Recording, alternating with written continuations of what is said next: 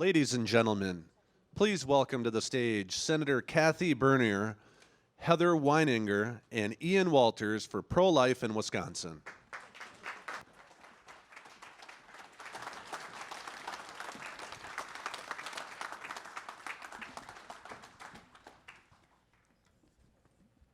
There's a lot of people back here, FYI. So we're going to talk about pro-life issues in Wisconsin. Look, I'm a dad. I've got a beautiful 4-year-old daughter, a 2-year-old daughter. One day I will have to educate them on the ways of the world, the birds and the bees, and I hope to raise them to be strong conservatives like the two fantastic women to my right, your left.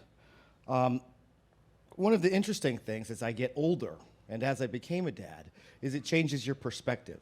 Parenthood unlocks different things, especially in a man. And a man who has daughters, it makes you think differently about the fairer sex.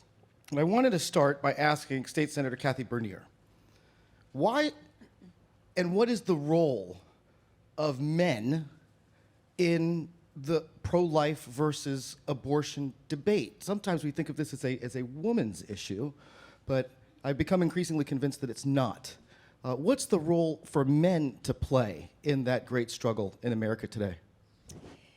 Well, all men have played a part in conceiving a child. That starts number one, as you know. And those of us who have fathers and mothers appreciate both our father and our mother. And so men are just as important in the cause. I would always encourage you to work with the women, the pro-life women in your life, together, to get out and work together to inform. Our society today has a lot more information about what that fetus is. We know that it is a baby, and our science now proves that. And the men can be right there alongside of us. It is not just a woman's issue.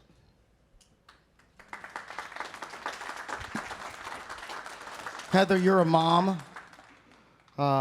State Senator Bernier's talking about how I think how the prevalence of sonograms really had a profound impact on how both men and women thought about unborn lives. You know, the liberals like to say the science is not on our side. When it comes to the abortion debate, the science is most certainly on our side. One, what do you think the role of men is? You're happily married. You got a great husband. I think he's up here today. But what's your sense of where we are in America today on the topic of abortion? Yeah, well, first of all, I'm super excited that you're talking about life at a conservative event because far too often it's overlooked. And men are also overlooked when it comes to the abortion debates. Oftentimes, they don't have a say when that woman walks into an abortion facility. That's their child too. So we need to involve them in the process. We need to make sure that they see that unborn child because we know in the great state of Wisconsin, we pass an ultrasound law.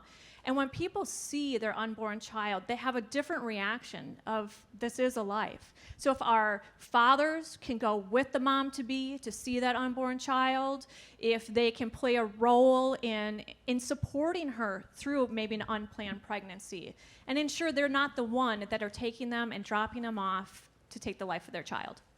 Heather, you've been very active as sort of a citizen activist as being a part of Wisconsin Right to Life.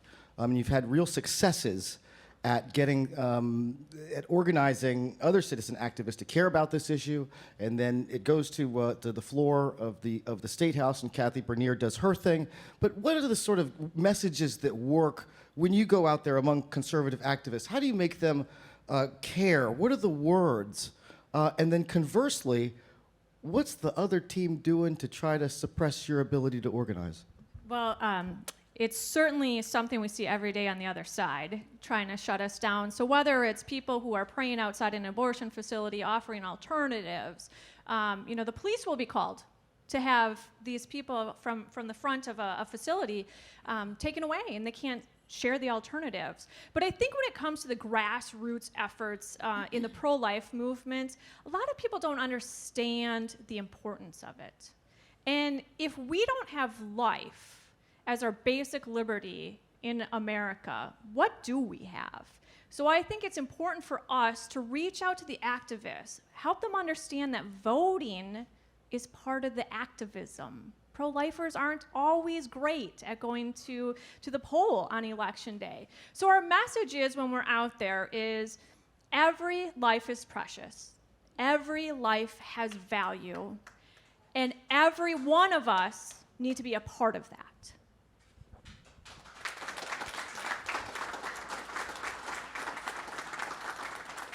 Senator Bernier, I'm a political guy from the issue advocacy side. I know that politicians often look to issue advocacy groups like Wisconsin Right to Life to do, in political talk, you call give cover.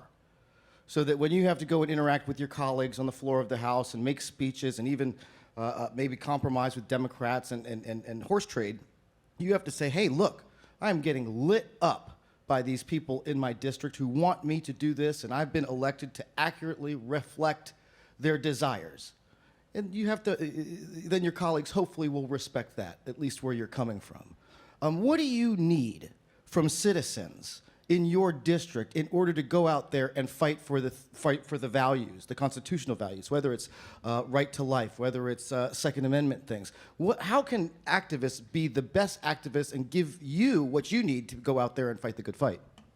Thank you very much. The Democrats keep using the crutch that it's a woman's right to choose. Excuse me. They can go on for hours on the legislative floor when we are passing a bill that doesn't allow abortions beyond 20 weeks, pain-capable babies that can feel that. And it is amazing to me that they don't have that heart to really recognize, or the compassion, amazingly, to recognize. And so you can go out there and you can activate.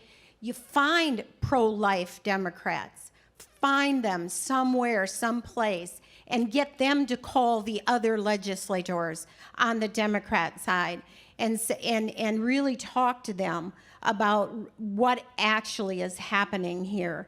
I also encourage you, I have helped and provided funding for crisis centers, Apple Crisis Center in Eau Claire mostly, but I'm sure there's one in your area that you can help, and you can work with them. And they have walks and fundraisers that you can participate in, and you can be a part of the solution that way. But it is a challenge, because for some reason, if you're a pro-life Democrat, you don't say so. Where Republicans openly express their position for life, Democrats, if they have a position for life, they don't tend to say so. Because why? We have the cancel culture, right? They're going to cancel our free speech as conservatives. Well, they will also cancel Democrats' free speech when it comes to the life issue as well. That's a powerful message. And it really is a communications message. Heather, the liberals like to say this phrase, and I'm never quite sure how to interpret it. It strikes me as kind of mean. But their chant on this topic is, my body, my choice. What's that mean to you? Yeah, the truth is, it is their body, but that baby inside of them is a separate body. That's not their choice. So until we can ensure that everyone really understands that is a separate human being. Yes, mom is carrying that child, but there's two individuals there. So here in Wisconsin, if a pregnant woman is in an accident or killed in such a way, and her fetus also dies, then that's two people that die. But why is it when we kill that child in the womb through an abortion, there are no charges? That was my health care, apparently. Abortion's not health care. And that's where we need to keep drilling home the individuality between mom and baby.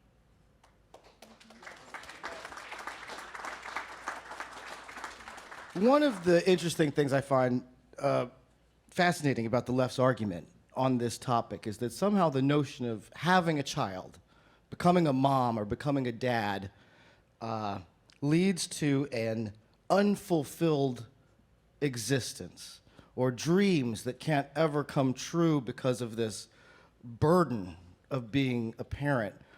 My experience has been 100% opposite, that it has enhanced the quality of my life, that it has caused me to think about things far more profoundly, like values and the things that we're talking about here on the stage today, liberty and freedom, and the role of one another and the state in our lives.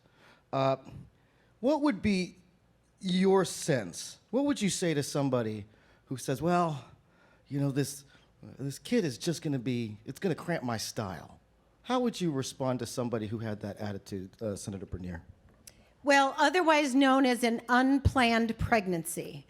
It's all perfect if it's planned. If it's unplanned, it's something other than perfect. And I don't know about you, but I'm pretty sure I was unplanned. I know one of my children was unplanned. How about you guys? Well, there's a lot of unplanned people in this room. Come on, it is true. But unplanned does not mean it's not a blessing.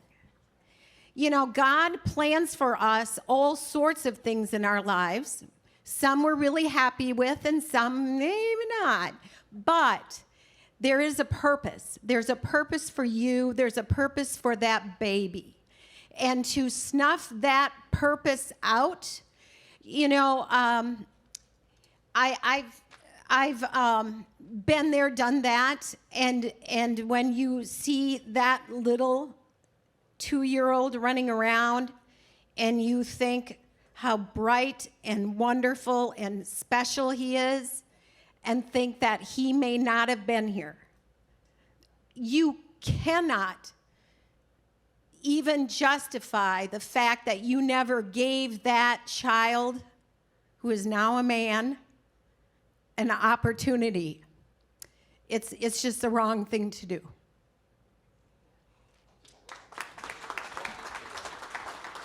That's parenting, folks.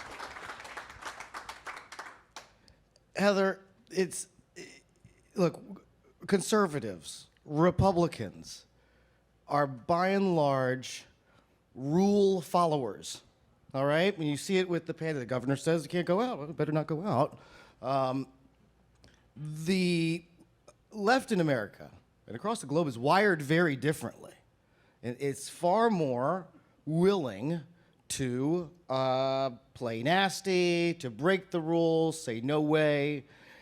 My fear is that if you apply it to the life debate, you know, we're talking about how happy and great it is, and what children are a blessing. And it's not a terribly provocative message. It's a decent message. It resonates with certain audiences, but it may not convince somebody who hasn't formed an opinion on this. The left's message is very aggressive.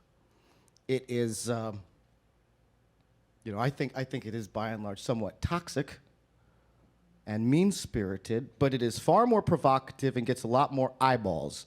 And for somebody who doesn't have their mind made up on the issue, it's easy to see how the left can suck up all the air in the room. How do you convince conservatives to speak forcefully in a way to be able to compete eyeball-wise? How do you say something that's provocative and exciting, but that can also wrestle with the very aggressive culture from the other side, from the pro-abortion side? Well, I think you see it a lot right now of we're careful of what we're saying everywhere on any topic right now. And for life, I think we've been that way for far too long. And we've allowed the other side to take our message, to take our talking points. You know, Planned Parenthood is in the school system. They're teaching our kids about abortion, while they're at school. It's time for us to take all of that back and to be forceful about it and not sit back. This year, at Wisconsin Right to Life, we had a pretty bold theme that we picked. And when I first rolled it out, we had some people look at me like, oh my gosh, Heather, you cannot say that. And I'm like, no, but that's the point. Everyone's telling us we can't say this, but we need to say it. So our theme this year is kill the lies and tell the truth. Because it's our time to start countering boldly, loudly, and profoundly what life is all about. Stop listening to Planned Parenthood. They don't offer health care. If you need a mammogram, you're not going to find it there. If you need prenatal care, guess what?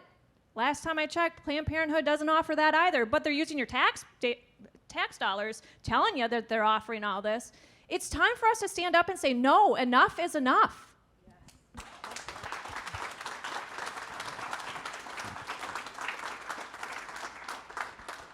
Senator Bernier, how does all that money come out of these good folks' paycheck and end up in Planned Parenthood's pocketbook? Well, they pretend what the services they provide are actually planning pregnancy and women's health care, when in fact, how many of you seen Unplanned? I just finally saw it. Yes, amen. Get your folks, we've got to use media to our advantage. I'm dropping everything here.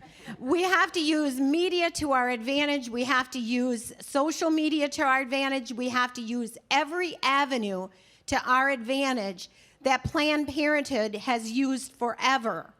And we first passed a bill to defund them, which under Governor Walker we did. So thank you. It was a team effort.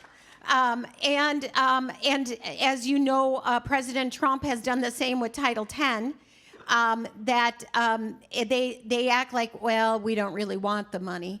But as a candidate for office, when I ran for the state assembly, Planned Parenthood spent thousands of dollars against me. I ran against a very pro-abortion, pro-Planned Parenthood candidate, and I beat her by 93 votes, and that's how we win.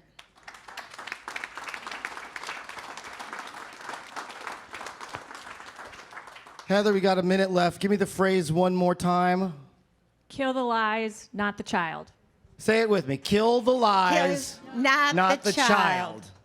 I love that. All right. And in just a few seconds that we have left, give the folks here their marching orders. What do you need them to do from the activist perspective to help save lives, to help teenage moms who should find themselves with an unplanned pregnancy that they're worried about telling their dad about, and to help put Senator Bernier in a position to be successful on the floor of the State House? Give us our marching orders. Absolutely. First, I need you to go to our website, wrtl.org, sign up for the newsletters that we have.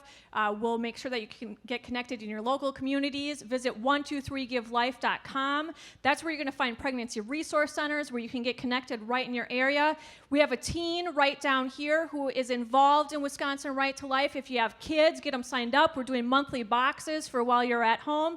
And then go out, knock on doors, make phone calls, donate your dollars, and support pro-life candidates from the bottom down all the way to the top of the ticket with President Donald Trump.